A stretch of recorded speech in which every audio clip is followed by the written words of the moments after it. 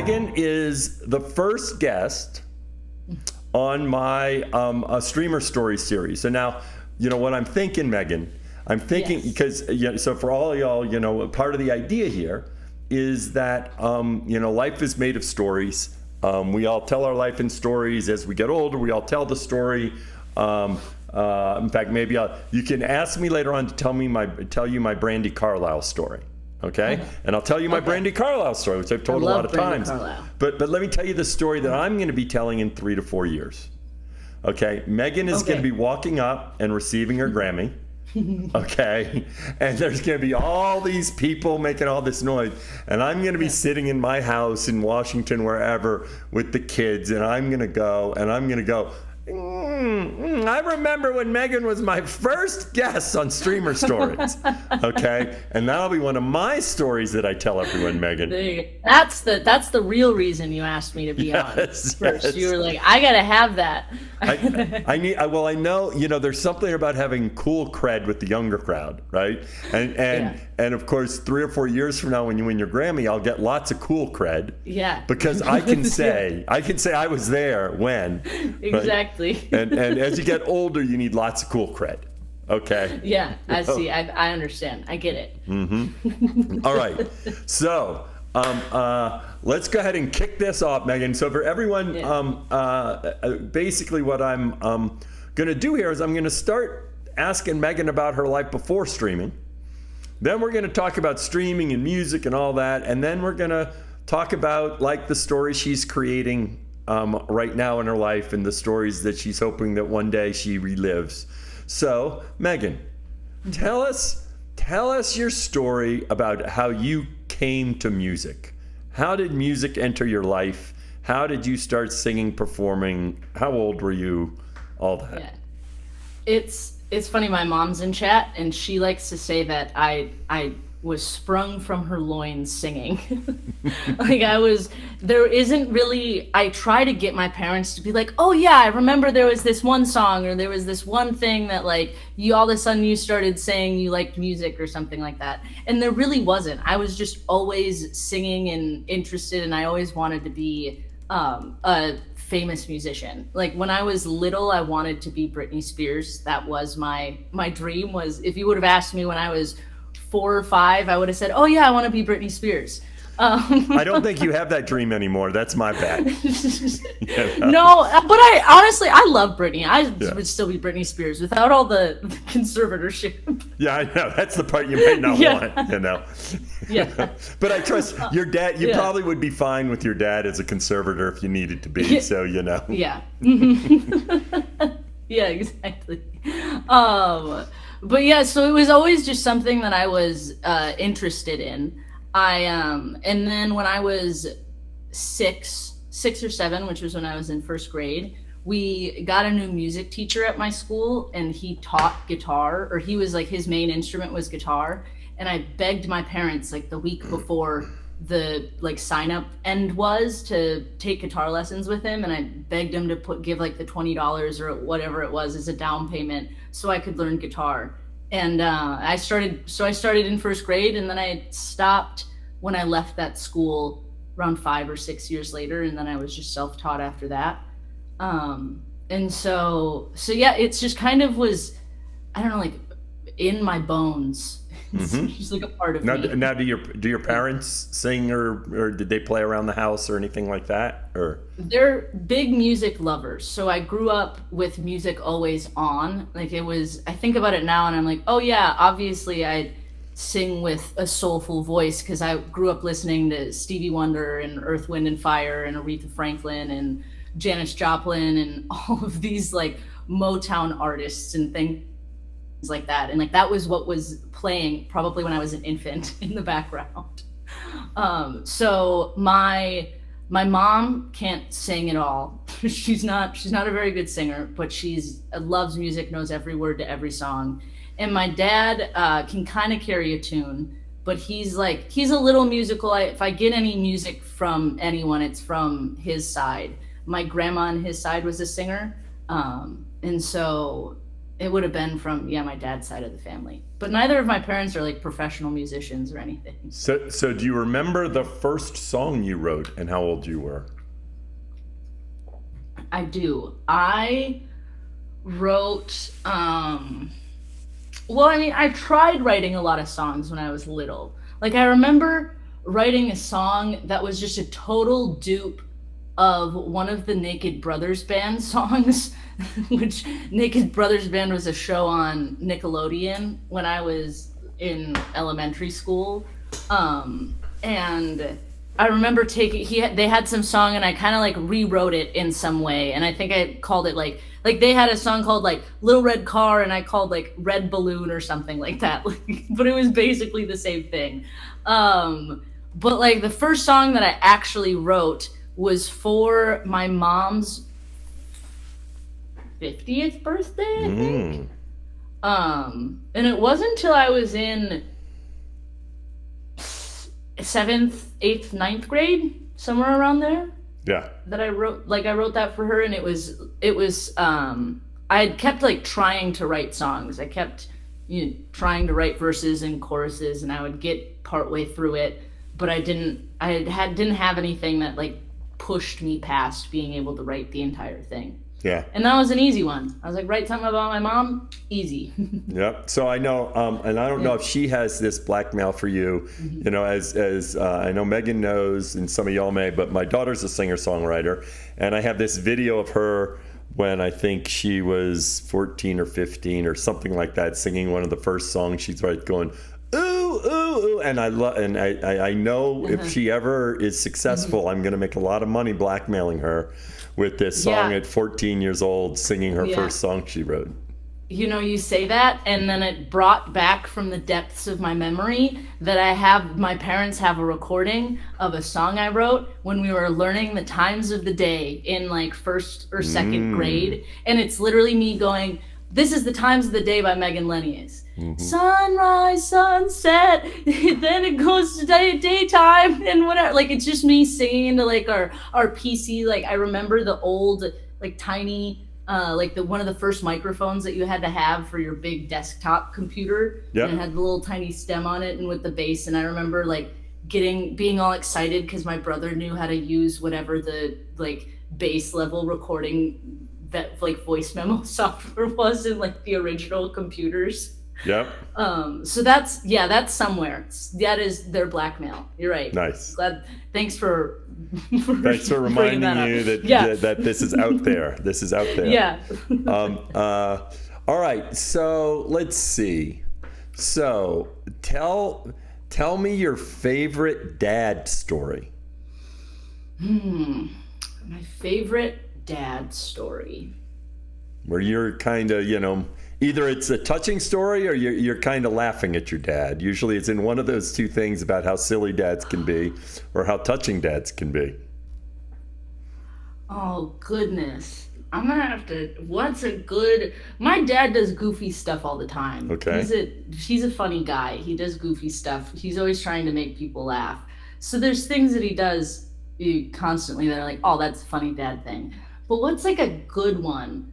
Any vacation... Any okay, this is what I'll do. Maybe it'll prod you. I'll tell one of my funny dad stories. Okay. Okay, and then maybe as I tell a funny dad story, you'll think of one of your funny dad stories. So I have 6 brothers and sisters, and we would drive from New Orleans to Colorado every summer, which is actually why I'm in Colorado right now. I'm going to see them in Estes Park, and he had this van. And and I was the second oldest, but he put this porta potty in the middle of the van, and then put a curtain around the porta potty because the kid, we had a 3-year-old and a 5-year-old, and so if they had to go to the bathroom, they'd use the porta potty. Okay, and then at one point, my sister, who's only 2.5 years younger than me, and she was probably a freshman in high school or something, and she had to pee, and she says, "Dad, I really got to pee. Can you stop?" And he said, "Well, we just stopped an hour ago. We need to get on the road. We're not going to stop." And she kept waiting. And then he was like, "Well, I mean, we have a toilet in the car. And of course, she's, 14. And like the last thing you want to do is pee in a van with all your siblings around. Yeah. And he totally refused to stop. And eventually she just was like, okay, I have to go. Because she's like, I see no reason why you can't pee in there. That's not very logical, Mary. You should be able to. And so there's one of my dad's stories. Okay, I don't know if I have anything that's that. All right. I'll move on then. I won't pressure you. If something will come up, I'll be able to tell one, or my mom will come in and jog my memory. Yeah, She's probably in there like screaming, "There's this! What about this one, Megan? What about this one, Mom? Please jog my memory in chat if you can think of something specific." And by the way, my sister actually is in my chat and just said hi. So yeah, that's how my brain works. I'm like, I can't think of something until somebody says something. Like I'll forget that I was like mugged in California, and then somebody will ask me something about California and about like a Walmart or something, and I'll be like, oh yeah, I forgot that happened. Yeah. It's like a big life event. All right. So now let's go, Megan. Talk a little bit about your sexuality and when you figured out more about that. Because I know that's you're very open about that, and that's a part of your life, and it's Pride Month, so it's, I think, interesting to hear. So it's interesting when you ask that too beforehand, because I was like, I was never, for a really long time, I was like, I don't want any labels. I think that labels, especially for if you notice, I didn't use a label, because I was very much I was like, I don't want to use a label. No, but I was really just kind of like, I think that people are people, and like it shouldn't really be a big deal no matter what, right? And the older that I got, the more that I understood the importance of that, like having a label to some people or like the importance of having pride and being open about your sexuality and saying like, hey, no, I'm gay. You can look up to me. You can see me as somebody that you can relate to, sort of thing.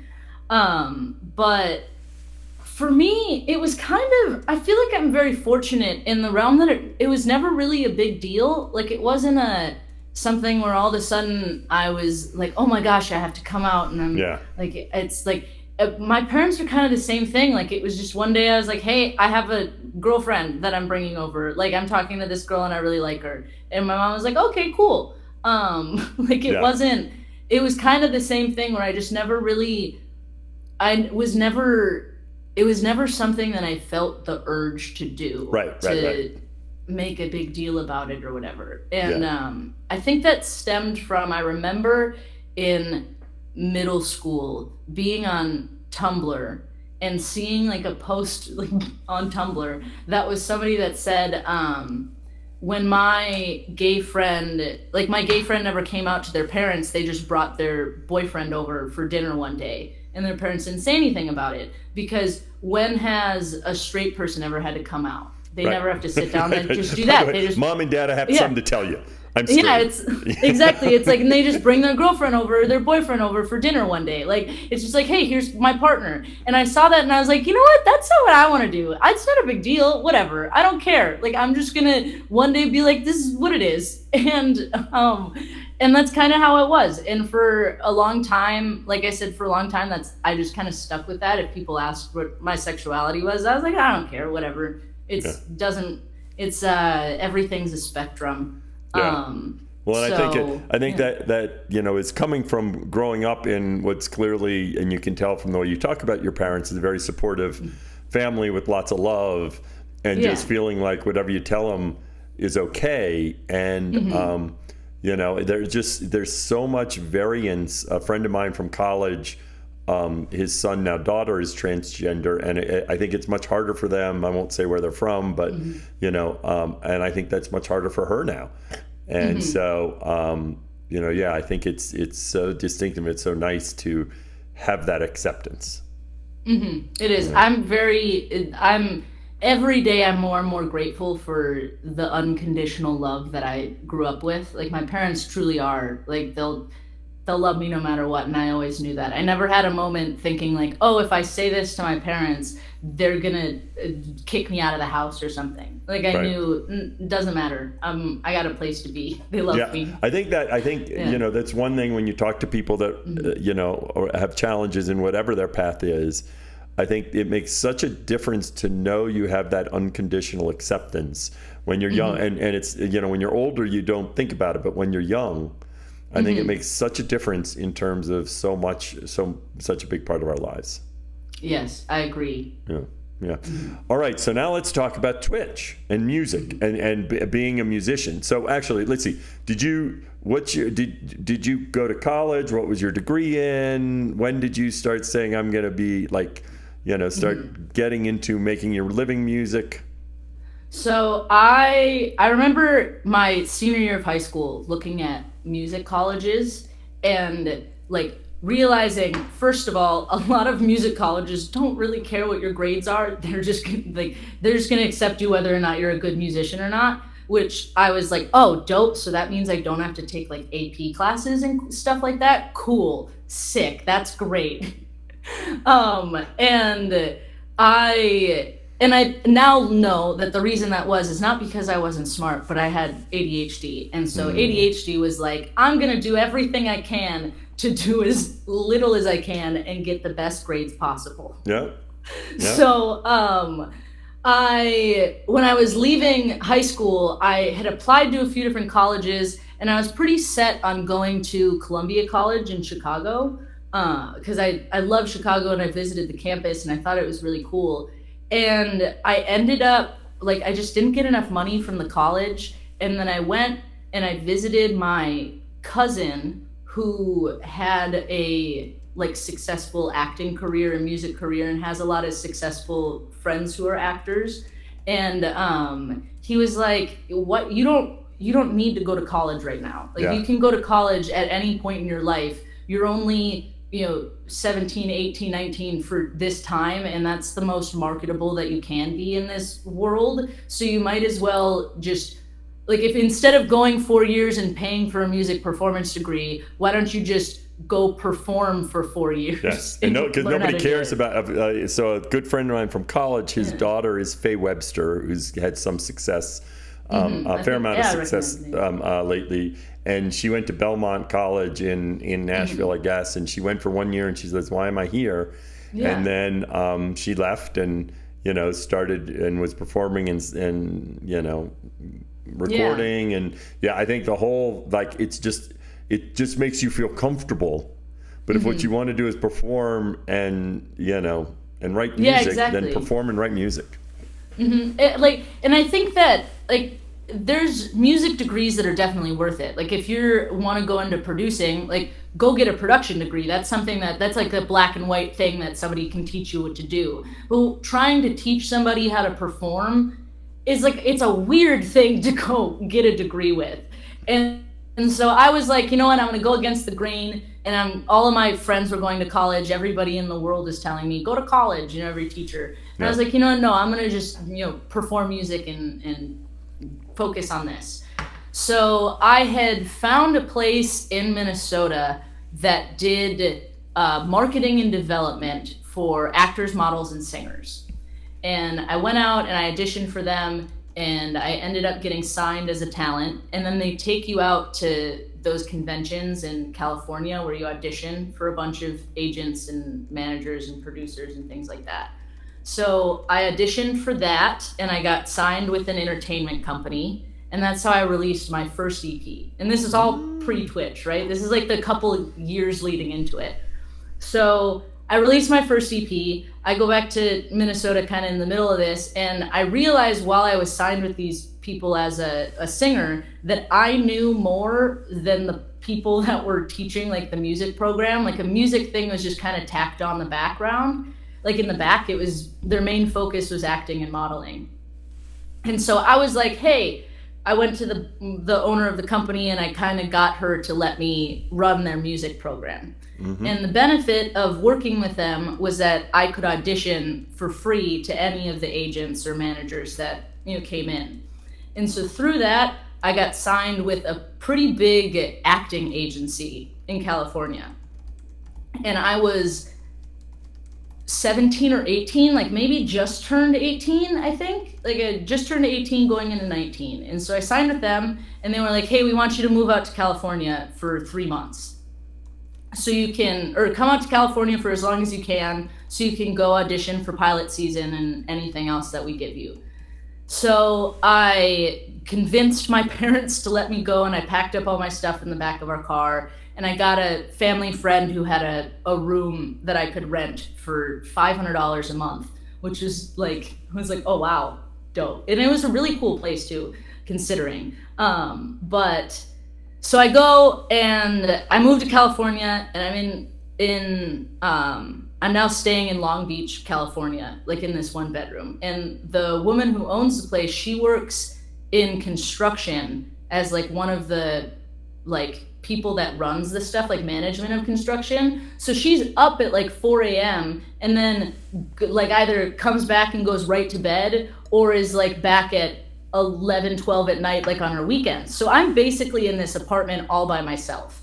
And I go from working 2 full-time jobs trying to get enough money to move to California, to now being stuck in this 2-bedroom apartment in the middle of Long Beach, which is a very scary area for like a Midwestern small like woman. And so I'm in this place, and I started kind of like racking my brain over, old people and things like that. Like, what else do you do when you're alone and you don't have anything else to do, right?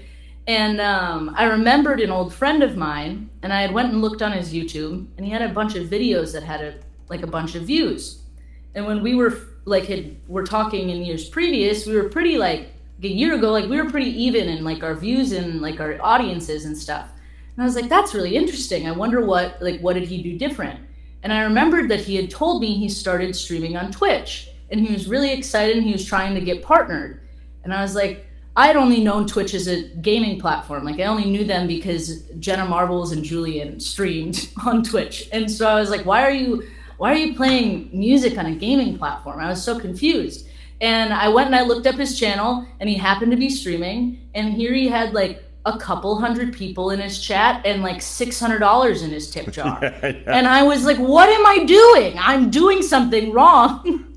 And so I immediately, within that week, I opened my first credit card so I could get whatever other streaming equipment that I needed. And I started streaming, and then I bought a loop station, and I streamed for 100 days straight in the very beginning of it. And those 100 days. Was this during COVID or? No, this is 2017. Wow. Way back. Like this is before there was even a music category. And also you had to be partnered to get a sub button too.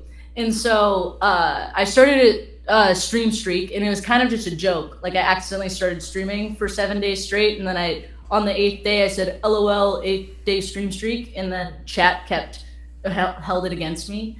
And I was partnered on day 14, so that happened live. And then I guess, the rest is history. Just kept going. So let's do this. I want to talk more about Twitch, but I think it would be fun, as opposed to waiting till the end. Why don't we do one of your songs now?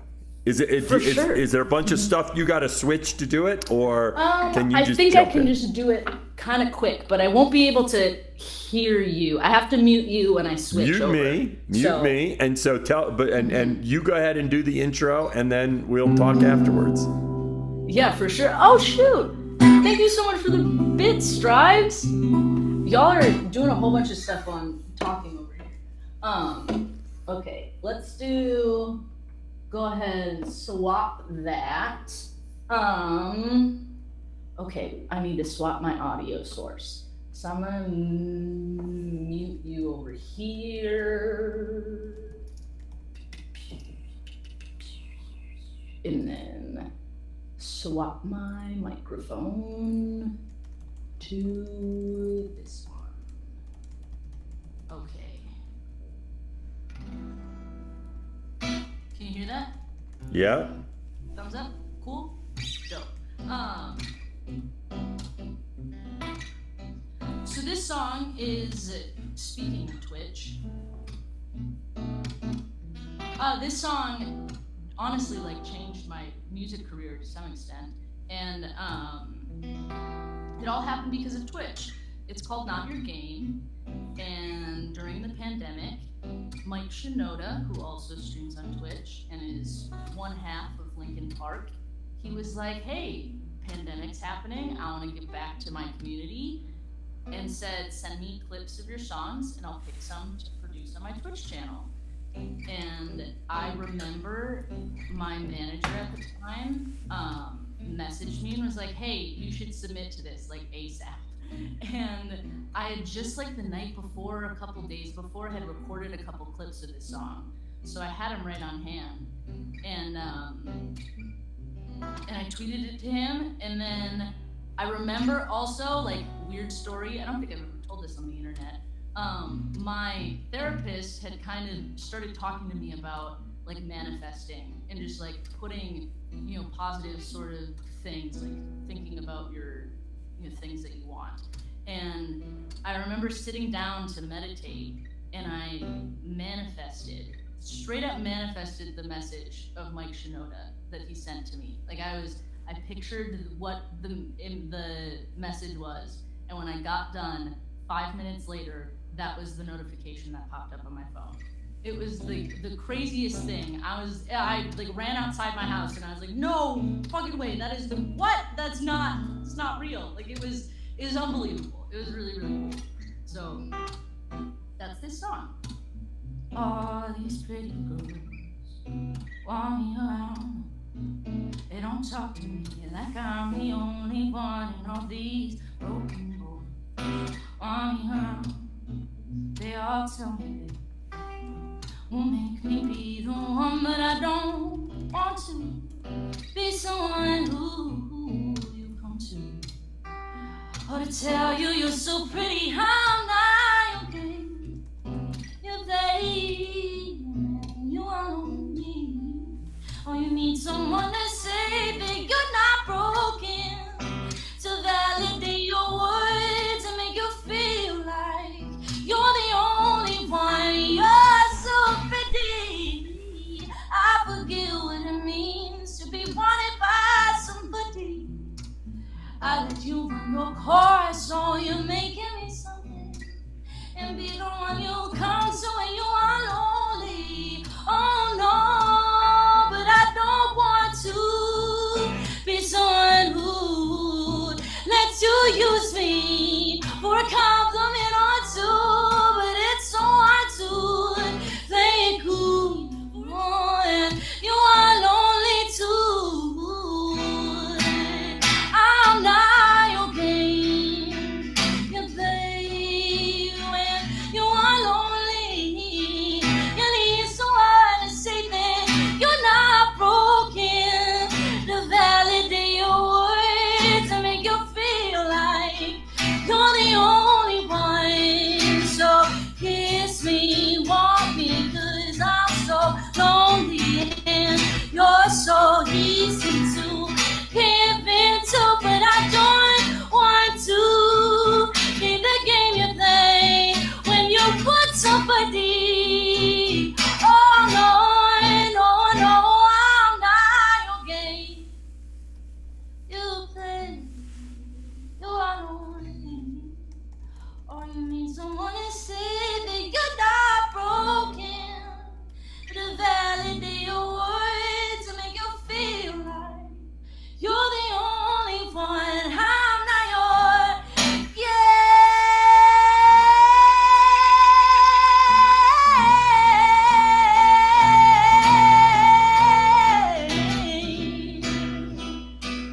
Ooh, I'm not your game. I'm not your game.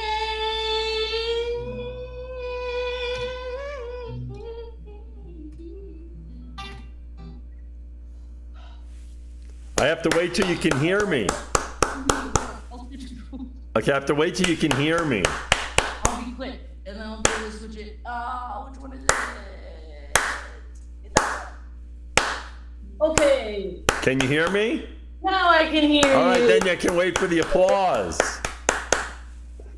Because I always say when you're doing music, one of the challenges of doing music on Twitch is, there's something about seeing someone smiling when you perform and then hearing the applause, and your body's wired to respond to that. But in Twitch, you have to rewire your body so that you see, all the emotes moving.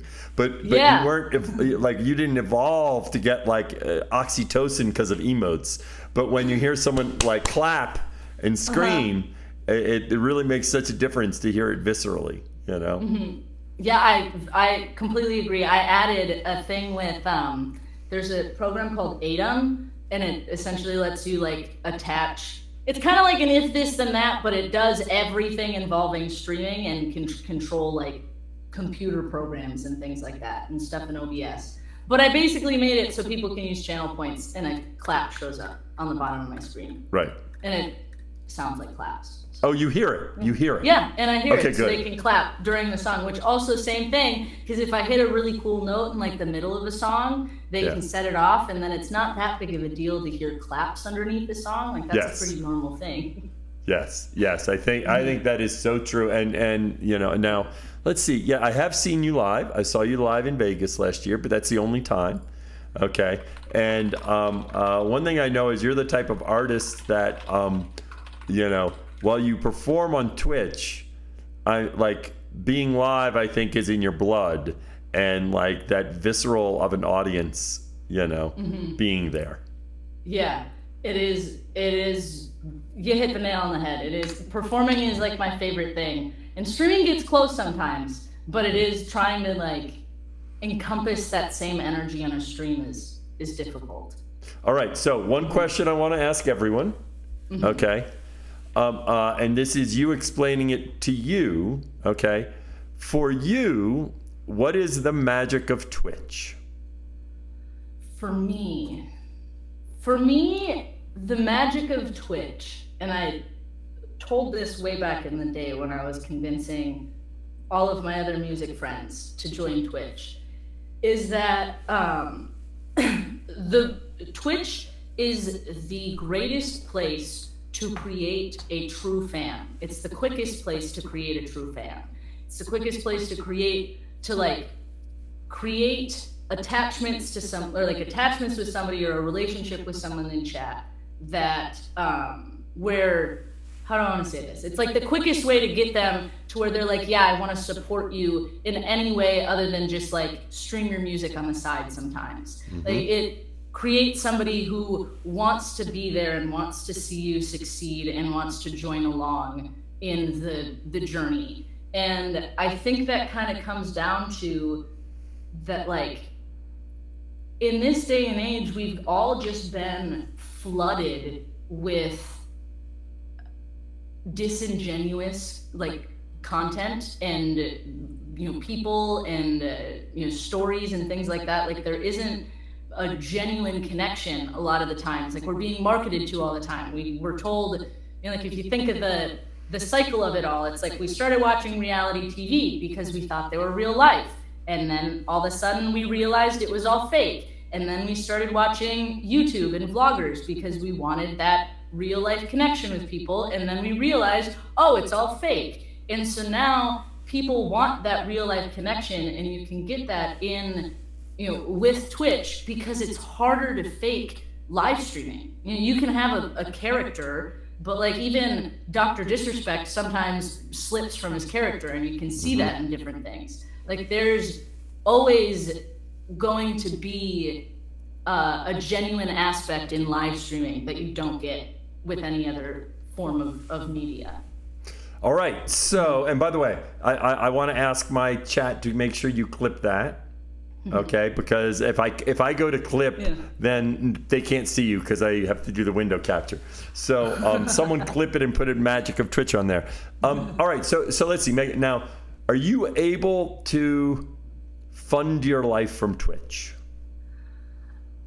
I wish. Right. I could. Not anymore. In the last few years, it's been, and I say in the last year, in the last year and a half, it's been really hard. Like things have gotten I'd like to say that I kind of knew that was going to happen just because of how big of a during high COVID, the it was pandemic there were so many people. Yeah, that it was kind of like I knew it was coming. I didn't think it was going to be as much as it is right now. Like right now, I'm really just trying to continue to stream full time. Right. And that's tough. But it's a challenge. It's a challenge. Now, what about talk about like as you think about your music career, right? So talk about. I know you just recorded a single and just released a single. So talk to me how you think about your music career, going forward. And talk about the single some, so folks know about the single. Where is it going to be on Spotify? Where can they listen? Blah blah blah. Yeah, for sure. The song is called "Can't Fight It Anymore," and it's everywhere. I can't fight it anymore. You can stream it if you go to found.ee/I